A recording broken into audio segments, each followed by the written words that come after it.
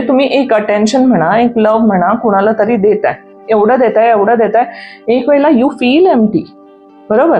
आणि समोरून तर तुम्हाला काहीच भेटत नाहीये. ड्रेन आउट माणूस फील करणारच.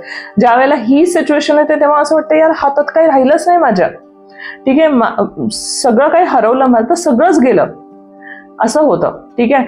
तर हे न व्हावं म्हणून तुम्हाला सेल्फ लव्ह करणं खूप महत्वाचं आहे. माझ्या सांगण्यावरनं ऍटलिस्ट ना 8 दिवस हे करून बघा.